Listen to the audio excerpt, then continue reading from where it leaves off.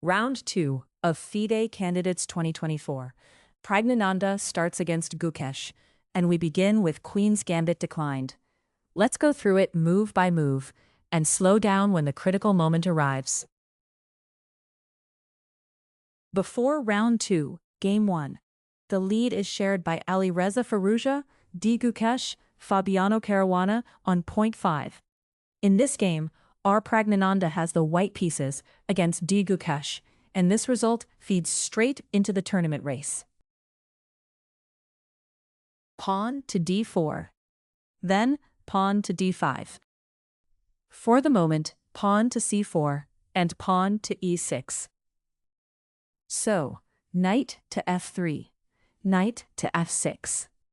Pawn to g3, preparing bishop to g2 and a long diagonal. And now, here the move is bishop to b4 with check. Bishop to b4 check, asking Praggnanandhaa to commit a defender. For the moment, knight to c3, d takes pawn to c4. Bishop to g2, castles. Castle kingside, knight to c6. For the moment, pawn to a3, shooing the bishop. Bishop to e7, dropping the pin and keeping options on the king side. And now, pawn to e4, fixing the center and inviting Gukesh to counter on the queen side. Here the move is pawn to a6. Here, bishop to f4 was the steadier developing move, keeping the d-pawn flexible and the queen side under control. Here the move is bishop to e3. Back to the game. Pawn to a6, preparing pawn to b5, and clamping pawn to b5, pawn to c4 squares. Here, the move is bishop to b7. Here, the move is rook from a to d1. Here, the move is knight to a5. Rook from a to d1, centralizing and hinting at pawn to d5. Here the move is pawn from e takes on d5, knight to a5, targeting pawn to c4 and teasing pawn to c4, pawn to c3 weaknesses. Here the move is pawn to e5. Here is the problem. Here the move is knight to e8. Pawn to e6, a wedge that cramps Gukesh's minor pieces. Pawn to f5, striking the pawn chain and fighting for pawn to e4, pawn to f4 squares. Knight to e5, knight to f6. Queen to c2, eyeing pawn to h7 and keeping pressure on e4. Pawn to c6, building a dark square net around the pawn to e6 pawn. And now queen takes on f5, cashing in on f5, but drifting the queen to the flank. Queen to e8, guarding pawn to e6, and coordinating Gukesh's pieces. Knight to f7, hitting pawn to d8 and pawn to h6 and tying Gukesh down. Bishop to c8, untangling the back rank and eyeing pawn to e6 from behind. Rook from f to e1, piling on the e-file. Knight to b7, heading toward pawn to c5 or pawn to d6 to blockade. Bishop to g5, adding pressure and tying Gukesh's kingside a bit. Rook to a7, a useful rook lift that also guards along the 7th rank. Bishop takes on f6. Bishop takes on f6. For the moment, bishop takes on d5. C takes pawn to d5, fixing a passed pawn on d5 for Gukesh.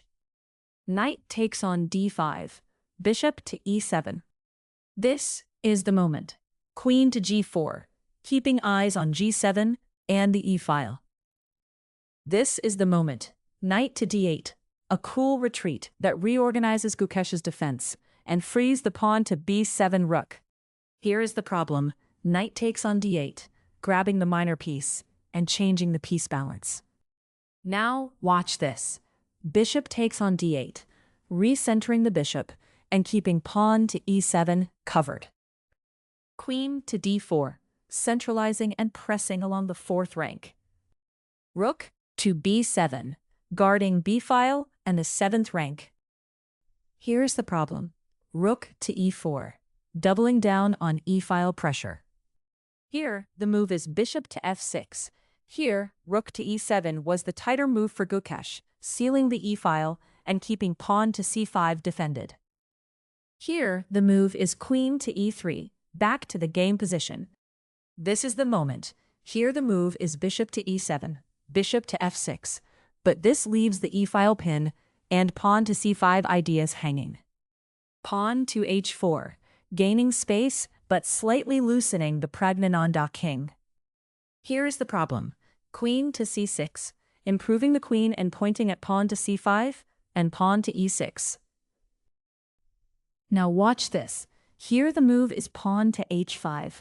This was the moment for rook to e5, a clamp that would keep pawn to c5 covered and hold the position together. Here the move is bishop to c5, back to what was played. This is the moment. Here the move is queen to g5, pawn to h5, which concedes dark squares and invites Gukesh's pieces to active posts. Here is the problem.